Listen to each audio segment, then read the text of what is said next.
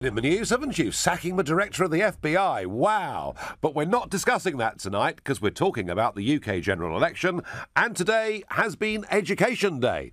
And Labour trying to get on the front foot in this campaign, pledging to spend an extra £20 billion on education over the course of the next few years. The Liberal Democrats pledging an extra £7 billion, and the Conservatives saying spending is at record levels, but we can't go on spending money like this, and we're going to have to make some savings over the course of the next few years. And UKIP saying, well, actually, it's all about numbers, and that's what's caused the crisis. And numbers, it seems to me, are actually at the heart of this political debate. The fact there are 500,000 children being taught in class sizes over 30 is being taken by people in politics to be a bad thing. And I wonder, is it impossible to teach kids well if a class size is 33 as opposed to 25? I don't know. I've got little experience myself of the education system other than having just about stumbled through it myself. So I'm very keen to know from you, let's say you're in charge of education. How would you spend the money? What would you do with the money? And if you're a parent and maybe your school really is suffering from a lack of money, well, let me know. Call me on 0345 60 60 973. Perhaps you're a teacher and think, money alone isn't the solution. There are other things we can do to improve the education system. Well, text me on 84850. And you may well think that actually we need a lot more money, because if the population's going to rise the way that it is, actually, we can't think about cutting spending. We can't even think about increasing it a small amount. Maybe we're going to need a lot of money over the course of the next few years. And if that's how you feel, tweet Farage and LBC at LBC. You can watch the show live on Facebook. And I'm going to go to Tim in Leeds. Tim, is your school well-funded, underfunded? What problems does it have? It's colossally funded, Nigel. Is Absolutely it? Colossally funded. And I say that as someone who works in an inner-city academy. I'm not a UKIP supporter. I'm not trying to flatter the ego here, but it's colossally funded, yeah. It has a high proportion of pupil premium children. Right. And so, as far as you're concerned, from what you can see of the education system, cash isn't the problem. Are there other problems that you can see within the system?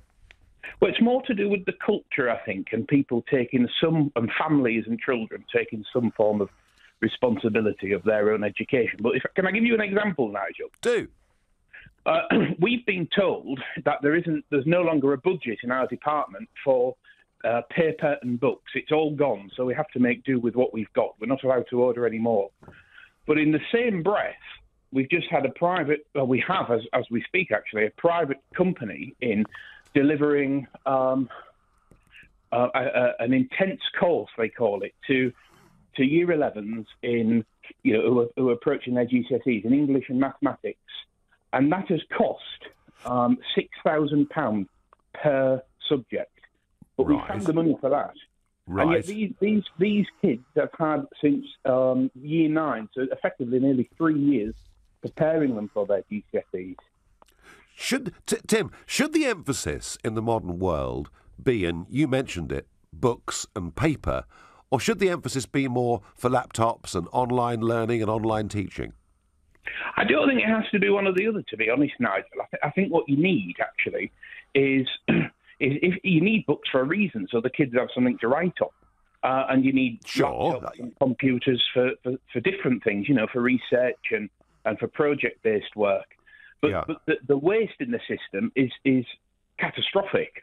We have, in a school nearby, there are 4 managers in the school, all of whom earn over £100,000. What, in one school? Yeah, four in one school and over £100,000. And none of them, listen to this, none of them teach. Goodness me. Are you absolutely sure of those facts, Tim? 100%, yeah. Wow. Yeah, it's well noted, actually. Wow, that is unbelievable, because I've heard similar criticisms of the National Health Service, which is you increase the budget, but actually such a huge chunk of it gets swallowed up in management as opposed to healthcare. And you're kind of saying that from what you can see in your part of Yorkshire, there's something like this happening within the education system. Yeah, it's not necessarily a personal criticism of those managers. That they do run the school, but you go into a school to teach. They should be teaching and not being paid that much. It's colossal amounts of money. I guess you need a bit of both, Tim. But to think there are 4 teachers in a school earning that kind of money, I'm pretty amazed. Tim, thank you. So Tim says he doesn't see funding as being a problem at all, and I'm asking the question.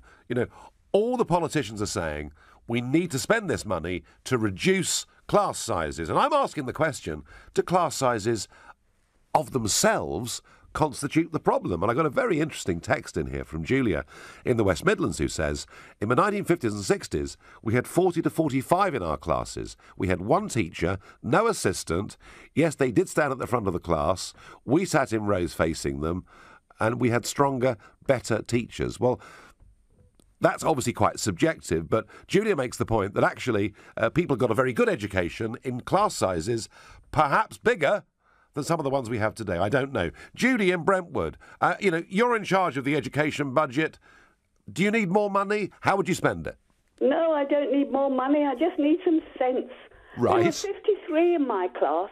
53? There were 53 and everybody behaved. We had 1 child who was slightly backward. He did not have an extra person in there and he did very well. I have recently helped, or a while ago, in 2 schools. Do you know you cannot speak to a child and rebuke him in any way? They are climbing on the ceiling some of the time and the whole class is taken out while somebody, the headmistress, got down on her knees and said to this child, "What made you want to hit that child?" And the whole class has been marched out to the playground while we wait. I once said to a child, now, when I asked him to do something, I was rebuked roundly. You never say that to a child. No, but maybe, Judy, when you were at school, perhaps, I don't want to prejudge your age. It's always a risky thing to do. But perhaps they had things like corporal punishment at school and we didn't have any of that. You didn't have any of that, right? We didn't have any of that. I've never known a child. You might have to go and stand outside the headmistress's room, and that was a bad enough thing. But nobody had any of that problem. But you did what you were told because you know that's how it was. We did what we were told. So you think the culture is broken down in schools? Totally. That's what you're arguing. So it's not about money, it's about the culture within schools, is what Judy thinks. Judy, 53. Where was that, Judy? It was in Merton Park. Merton Park. In Wimbledon. 53 in a class. Wow. Any advance on 53? Judy, thank you for your call. I'm going to ask Jack in Guildford, is it all about money, or is there something more fundamental here that should be being debated during this general election campaign?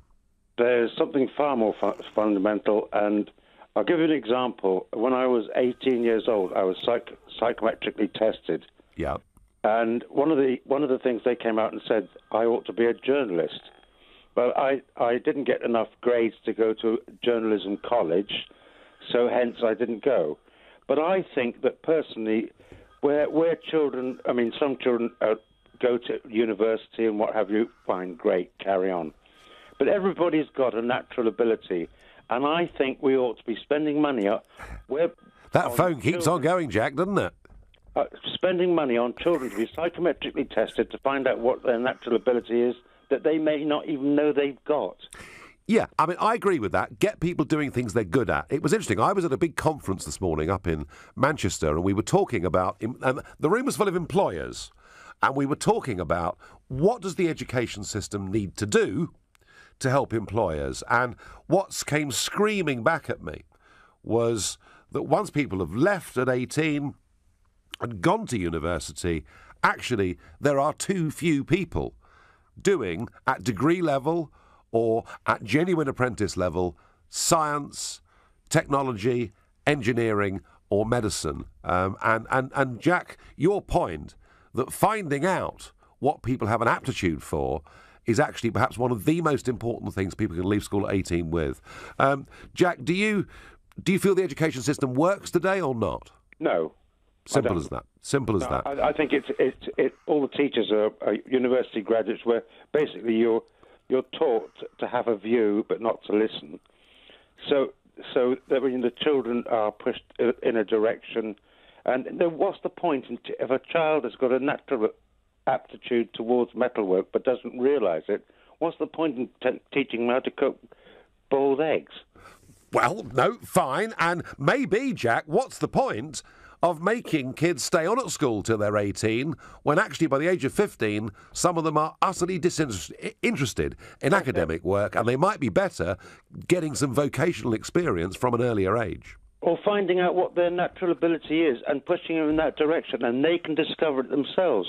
Yeah. Jack, I thank you for your point. I wonder, perhaps the national curriculum is a good thing in one way, in that it makes sure that everybody is learning roughly the same thing. I wonder whether, with this system of the national curriculum, we actually find out other aptitudes that perhaps people may have. Adam in Highbury, class sizes, do they really matter? Well, I think that they do, because if you have a large class size, you end up with, the more prominent students talk more often and will get more engaged with the class, those who are more confident, whereas children who perhaps don't have that confidence at that point but still have an interest in learning all of that don't engage. The teachers don't engage with them, and so they sort of get left behind in a way. Yeah, that may be true. So, Adam, again, you're another caller who is not saying that it's all about money, and yet our political leaders are slugging it out predominantly over money. But you don't believe that's at the root of this, do you? To a degree, not. I think it's similar to other areas of national spending, like the NHS, where there are issues where there isn't enough money being spent, but at the same time, they need to reorganise the way in which the system is provided to people. So, yes, I do think there is a problem with spending in general anyway, but that's a problem that we just don't have the money to provide. However, we also need to look at how we provide these services in any case. I mean, one thing, for instance, is the provision of grammar schools, where, again, you are able then to reach pupils who have an aptitude for the academic subjects, and therefore you can divide it that way without necessarily needing to spend more. You just need, a blackboard and a teacher or whatever.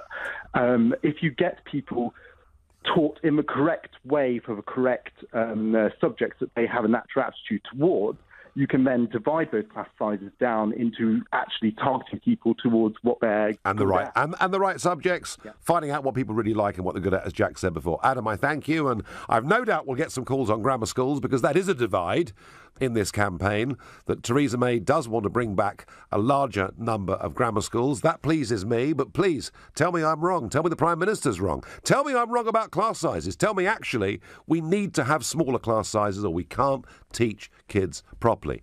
Right now, you're listening to the Nigel Farage Show, exclusively on LBC. It's 7:15. Education, it's all the rage, and we're being told by political leaders that it's all about money. So far, not a single caller has said the problem is a lack of funding. But there is great pressure on the education system. And, I've sort of asked the question, does a class size of 33 mean kids get taught far worse than a class size of 25? Numbers per class have gone up, but equally the number of classes has gone up. And what has put pressure on the education system is just the simple arithmetic. There are 470,000 more pupils in the school system than there were in 2009. That's pretty remarkable, isn't it? And the projection is that we're going to need to actually provide an extra 750,000 school places by 2025. And I remember in the last election making the point that how on earth could you plan for what future school provision and school building you would need when you had no idea how many people were coming into the country? And I was screamed at and shouted at and told, no, this debate has nothing to do with immigration at all. Well, the official 2015 figures, which is the last year we've got, show that minority ethnic pupils made up 71% of the increase in that year. Now, I'm not arguing this is a good thing or a bad thing, but I am arguing that actually the sheer number of people coming into this country every year, the age of people coming into this country every year, means that we have got more and more births per annum, and by the time we get to 5 years old, there is massive pressure now, particularly on our primary school system. So they're the facts, and actually you can, and I've tried to be as apolitical as I can about that, but I do think our politicians, our leaders, have been guilty of turning a complete blind eye to the link between opening up our borders and what we need to provide in terms of public services. And if you think I'm completely wrong about that, then do tell me, please. I'm going to go to Guy in Stoke-on-Trent. Is it about money? Is it about class sizes? Tell me, Guy, what's your view? Well, I was going to ask you, Nigel, what typically would we find class sizes in a public school? Because I had no idea. I wonder if you knew. Well, I do know, Guy, and you know that I know. When I was in the junior bit of the school, our class sizes were about 28 to 30. About 28 to 30, and then as we got older and as we broke down into individual subjects, depending whether they were popular or not, by A-level, not mind you, I did spend a bit of time at the Oval watching cricket, Guy, to be honest with you, but by the time A-level came along, we would have been in sets then of about 18 to 20, I would say. And that was at a public school? It was, yeah. But you're advocating that school sizes aren't relevant to the quality of education. What I'm arguing, Guy, is that we have a huge extra number of people we have to teach every single year. So we have to build new schools. We have to have more classes. The question I was asking was, if a class size is 33, does that mean the children in that class get taught very much worse than if it's 25? Well, I'm proposing that the answer to that question is in the private school, which is called the public school, in that they must have a low student-to-teacher ratio because it encourages good results. If it didn't, surely as a business they would double the amount of students per teacher, and they would either make more money or they could charge less school fees. Guy, I completely understand that if you're particularly, I would suspect later on in the education system, that clearly the ratio of teachers to students does make a huge difference. Whether, and please tell me I'm wrong, whether at the age of 7 or 8 a class size of 25 to 33 makes a huge difference, I don't know, is the answer. Well, Nigel, look, I aren't an academic and I aren't particularly well educated, but I believe that the best schools are in Scandinavia. So it isn't difficult to go and see how they achieve such excellent results for their children at schools. I'd have thought that was the solution. Go and investigate a series of countries who do it well. And the other point, Guy, that you've raised in this call that I think is worth making is that the 7% of people in this country whose parents are well off enough to send them to private schools now, I think, have a bigger advantage over those going to state schools than they've ever had, certainly in modern times. And there is perhaps, Guy, something fundamentally wrong with that. Well, yeah, I'd agree with you there, absolutely. And as a child coming from a poorer family, the introduction of tuition fees at university has made it even more difficult to get educated. I'm sure when you went to uni, you didn't have tuition fees. Well, I didn't go, Guy. I wasn't good enough. But you're right. But also, Guy, out of my age bracket, about 12% of my age bracket went to university.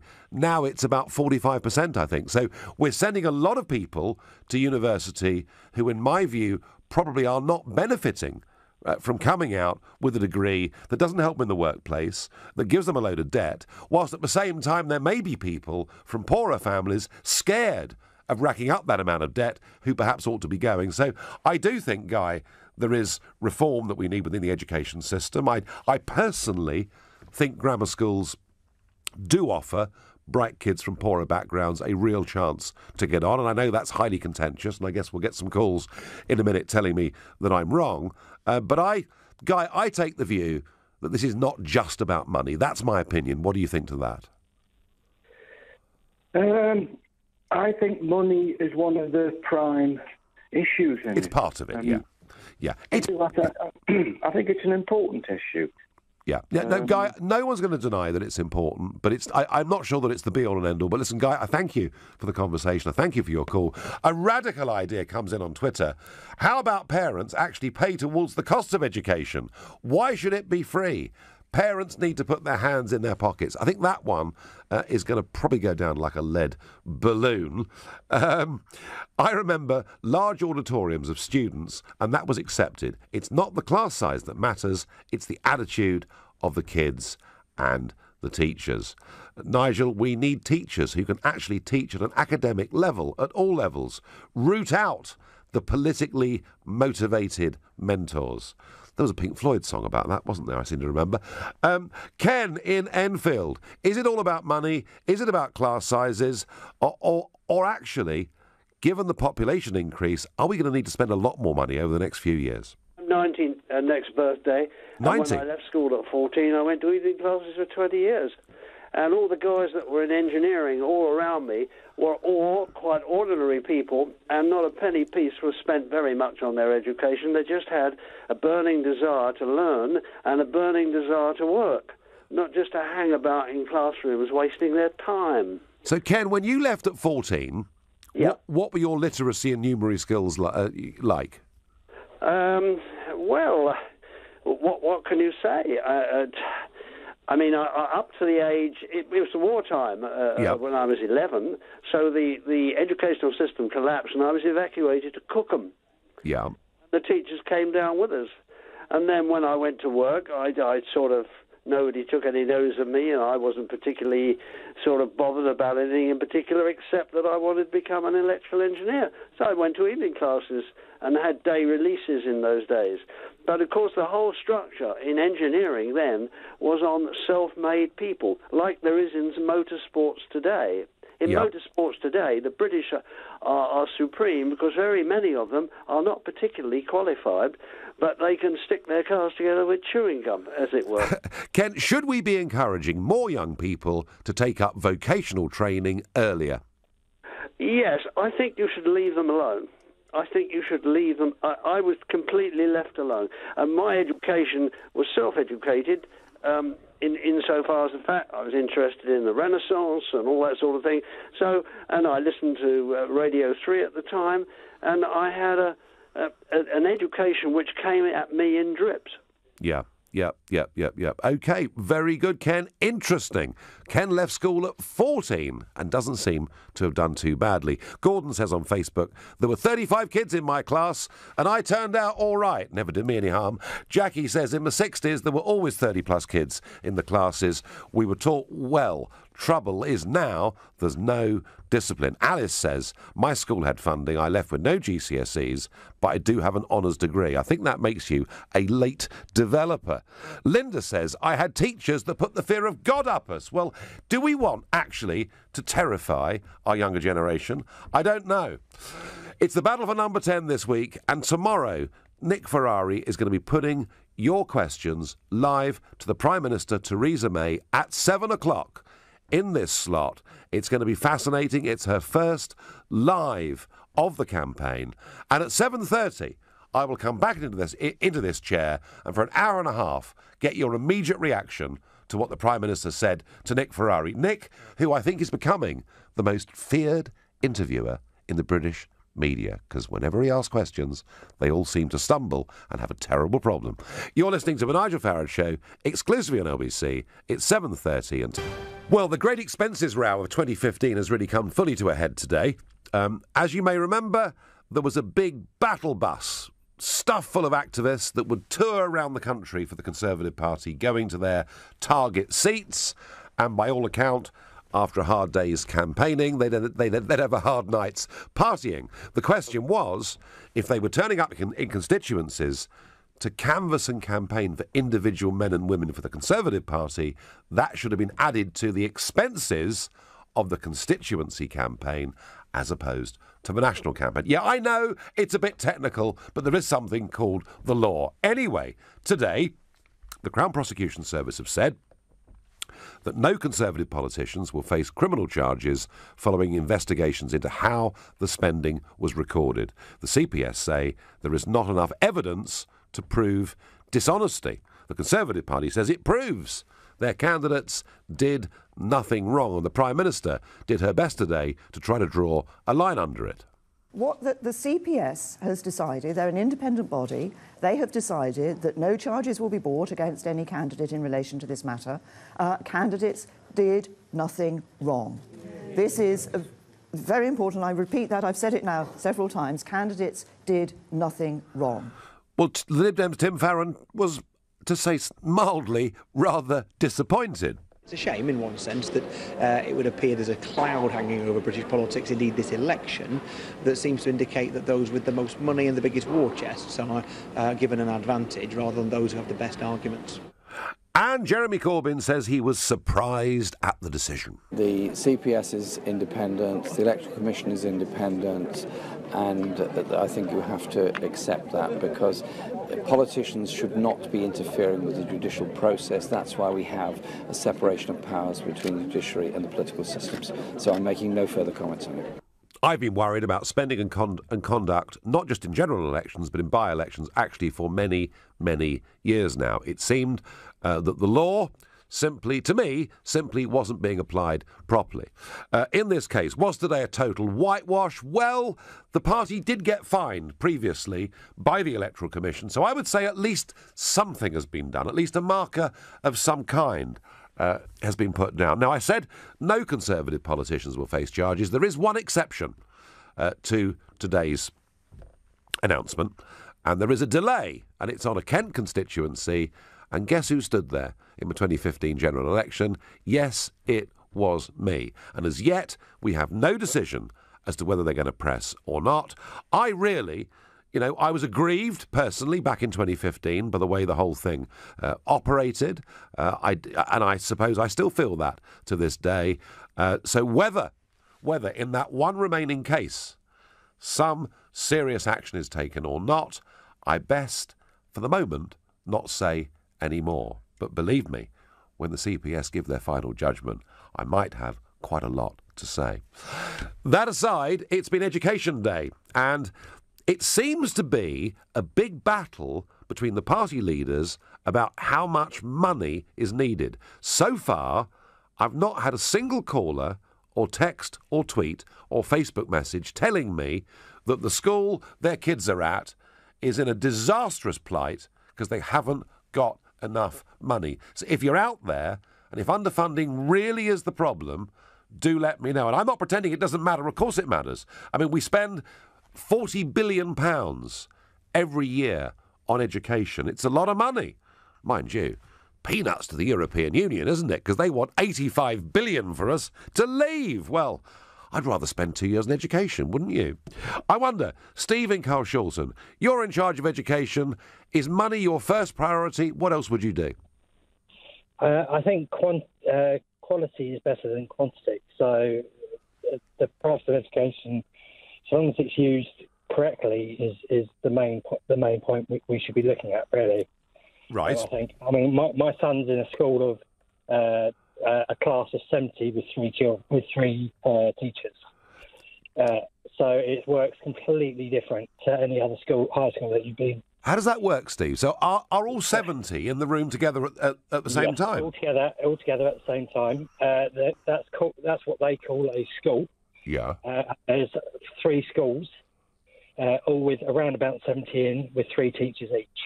Right. And that teacher doesn't just teach one subject, it teaches everything barring maths, science, English and music. OK, and does it work, Steve? In my opinion, he's only in year 7, but I don't think it is going to work. You don't think it is? I don't think it's going to work because no teacher can answer all the questions about all the subjects in depth enough for the children to learn.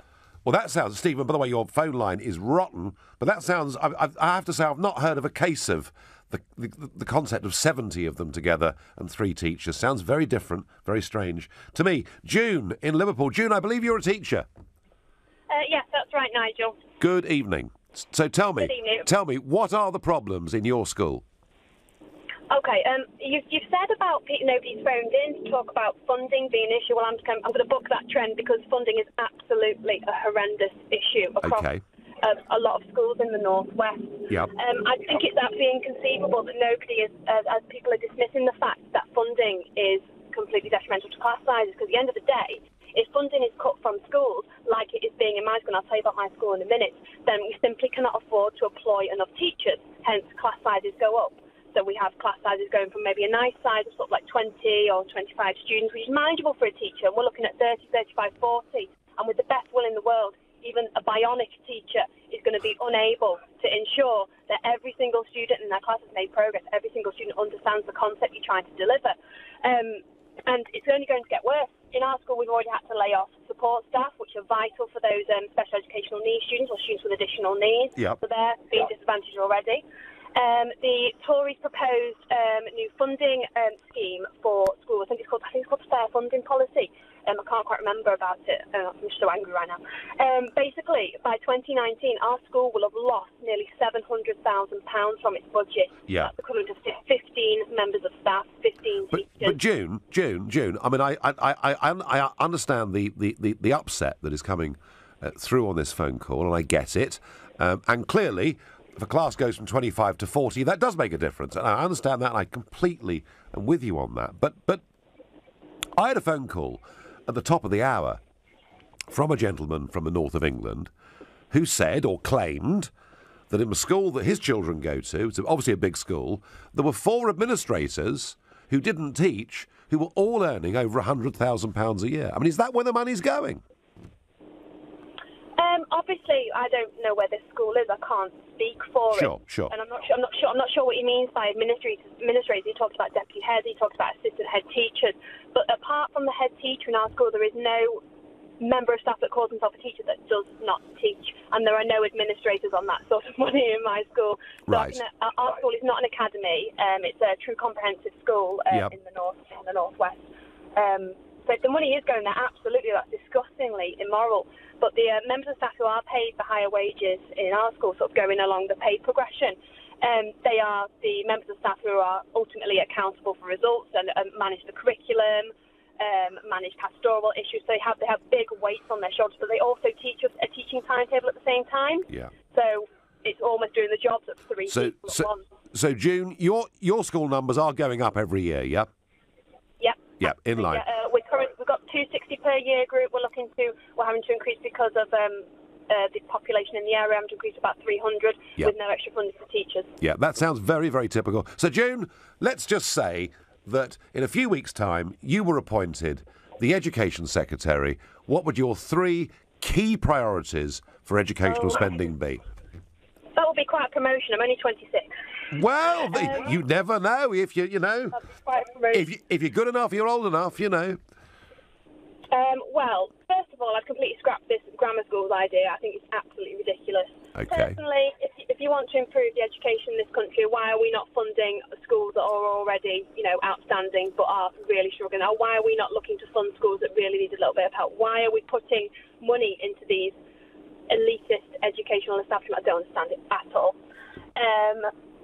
I can't think. All right, well, June, I tell you what, you've made one point and made it very strongly and made it very well, and I can tell that you're a very passionate 26-year-old teacher who cares hugely about what she does, and your phone call has been very valuable, and thank you. Well, that was the first teacher that we've had on, and interesting, isn't it? She says that every year they've been letting in 260 pupils. That is now going up to 300. So we are a little bit back, aren't we, to this question? Actually, if the school population is increasing at that kind of percentage, yes, you can be more efficient, but it's quite tough to get away from the fact that the budget is going to have to rise pretty steeply if these trends continue. But I mean, please, any of you out there, teachers, governors of schools, whoever you are, if it is a funding problem, do tell me. John in Preston, good evening. Hello, Nigel. Good. What is your experience of education, John? Well, I've probably been teaching for about 6 or 7 years now, Yep. and I've taught at a school of about 1,400 students going up, and now I'm at another school where we've only got about 200 students. But straight away, I'll say the difference I've seen over the 6 years that with this class sizes changing, I say come from a big school, getting around, say, 30, 33 students in an hour, you just can't do it. You can't intervene with the students, you can't help them, you can't mark the books, you can't give them feedback. And obviously with Ofsted and the rigorous kind of changes that have happened, you could argue that actually you're a failing teacher because you can't get around all the students. But the new school that I'm at now, I've got classes ranging from about 8 students going up to 25. Why is that, John? And are you in the middle of sort of some mountainous district where no one lives, or what? Well, currently I am actually in the Ribble Valley, but I actually teach in what's called a studio school. So we have we stereotypically have small class sizes, but it's basically aimed at students basically getting ready for the workplace. So we actually do have longer hours. And we teach subjects that basically are based towards business rather than your theoretical subjects. Okay, so what you're saying, John, is that your teaching is more vocational, yeah? To a degree, yes. But it's the big thing for us. It's the class sizes, and I know this is what obviously you're going on about. And I say I've come from a school of like 33 students in a class. Yeah. And you can't get around them. You can't teach them. So what's the right number, John? Sorry? What is the right number?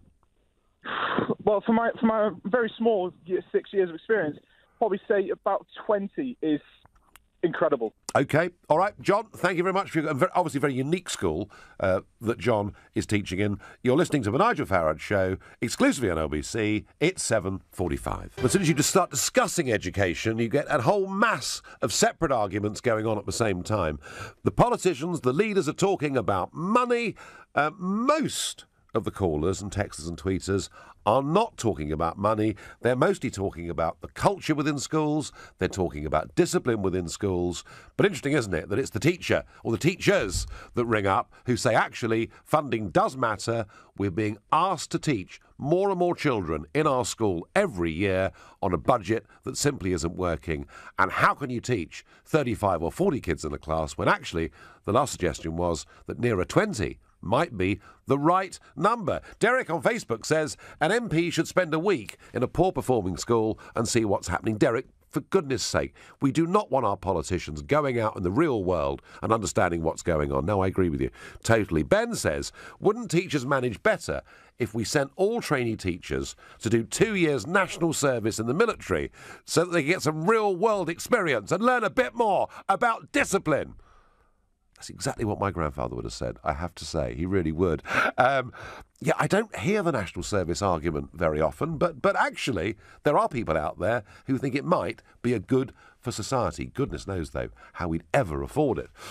I get on Twitter, the problem with education is faith schools promoting segregation from an early age and dividing UK society, says Guy. Yes, Guy, I understand that, but there are some new rules now, aren't there, that actually faith schools have to have, I think it's 15% of other faiths within that school, so that the youngsters growing up do get an understanding there are other points of view and other religion out there. The new generation, Nigel, were born with a laptop or an iPad in their Pampers. So times are very difficult now. Discipline is an issue, says Christian. I'm going to ask Sidan in Welling. Class sizes, Sidan, how important are they? Good evening. I think I've gone to a state school, private school, and a grammar school. Right. That's a hat trick. That's a hat trick. How have you managed that, Sidan? So when my parents were immigrants, so the first school I went to was a state school, and then I went to a private school for a year, and then I got into grammar school. Okay. And I've been in a grammar school since. Okay. And I'm in the IB now. And I think the class sizes in each type of school are hugely different, and specifically in my grammar school, the size of the year has gone up from 150 to 327 this year. Wow. And I think that's quite a big leap. Wow. And regardless of the class size, I don't think they matter that much, and I think it's down to the students and the quality of teaching. So, typically at your grammar school, and we're not going to highlight which one it is, but at your grammar school, what would the average class size be? Because I'm in sixth form now. It really depends on the subject I'm doing. That's different. But up to GCSE, what would the class size be? 25. 25. Okay, and you felt as a student that was a perfectly workable, sensible number. Definitely. I think the teachers sometimes overestimate the work they actually need to do. But regardless, I think a motivated student can always do well in their life. I think it's what they really want to do. And I've been on a Chinese exchange, and in that I saw what a school was there. Yes. And they had 50 students in a class, and that was very, very weird to me. And educationally, they're beginning to conquer the world, aren't they? Yeah, exactly. And that, I don't think it makes sense to what you would normally think would happen. Right. So I think the problem really lies in the quality of teaching. I'm not saying that there's bad quality of teaching, but to actually improve education, you can't really control the type of child you have. The thing you can control as a government is the type of teachers you have and the quality of teachers you have. No, but in order to do that. But the thing is, Sedan, you have done GCSE, you're doing A-level at a grammar school, you obviously are well equipped to deal with academic study, and you're with people who are in the same bracket. So actually, they're all motivated, they all quite enjoy, in a sense, being at school. And I think maybe the problem is there are quite a lot of people who, at the age of 15 or 16, recognise, do you know what, I'm no blooming good at this. And that's when you start to get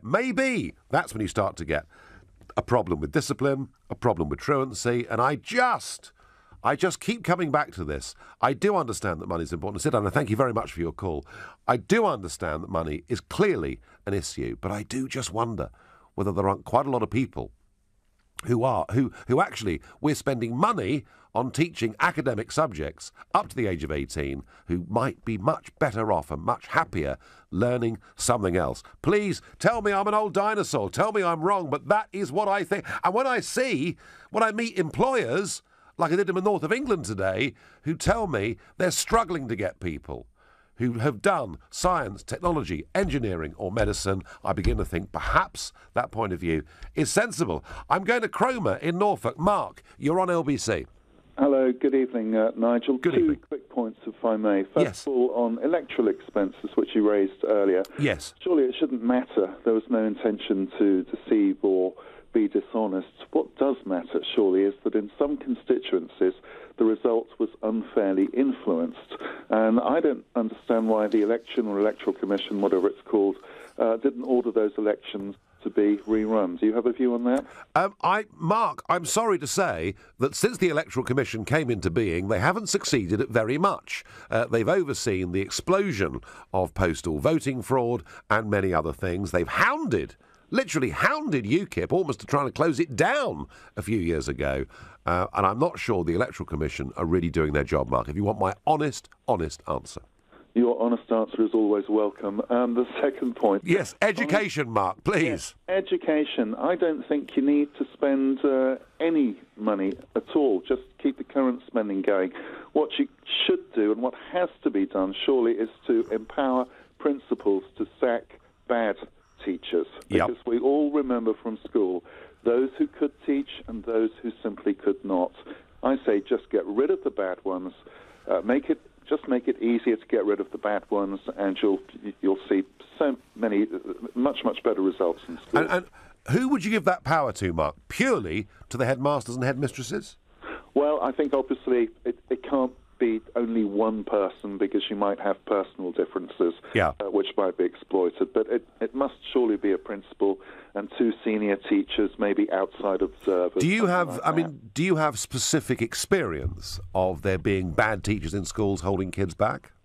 Well, I've seen it from both sides of the board. So, I went to a grammar school. Yes. And I can remember one bad teacher. Obviously, I won't go into any details. He just couldn't teach. He had a tiny class size, and all of his kids failed their A-levels in that particular subject. Right. He's long since gone. But from the other point of view, I taught English in Japan, where had regular classes of 47. That was the norm in this particular school. Yeah. Discipline wasn't an issue, but the teachers were good. I mean, they got results. And it was a private school, and bad teachers simply weren't tolerated. Interesting. Mark, very interesting. There's good and bad in all walks of life. And, yeah, in any job, any profession, if people are failing, there needs to be some mechanism of getting rid of them. Interesting, isn't it? We've had feedback now from China and from Mark, who taught in Japan, class sizes of 50 in parts of the Far East, and yet producing amazing, I mean, really quite amazing academic results. Peter, you're the last from Wandsworth. You're the last caller of the night. You've got 40 seconds to make your point. So hi Nigel, hi. First time caller. Welcome. So my main point that I like to make is obviously I'm 24 years old, so I've not long left the actual educational system itself. Sure. So I actually left educational system and went straight into a vocational course, which was plumbing. Now, the reason why I did is because I didn't believe in the actual curriculum itself. Yep. Now, the only way I can really explain that is that you can always get a monkey to climb a tree, and you can always teach a monkey to climb a tree. But if you stick a fish in front of that tree, it's never going to be able to climb that tree no matter how hard you teach it. Right. And that's a fact. Now, it can be taken in the same response to, if you like, a human being. A human being, each individually, can do their own things, and every human being is different to what they can do. So is the national curriculum a bit of a straitjacket, Peter, on youngsters? I believe the national curriculum itself is the only thing. I mean, there hasn't really been no curriculum change inside the scheme itself for the last 40 years. So for the last 40 years, we've been stuck on a very rigid scheme. Peter, I'm going to have to let you go, Peter. You've made your point beautifully and with a wonderful example about fish and trees. I shan't forget it.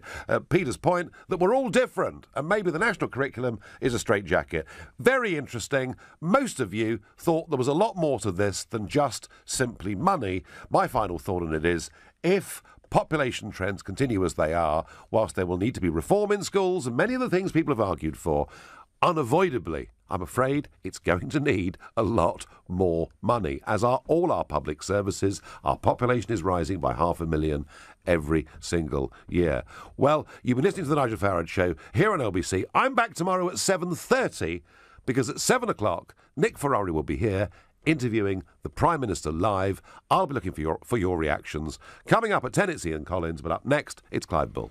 Nigel, thank you. So senior politicians today from right across the political spectrum have signed an open letter to Jeremy Corbyn and Theresa May calling for a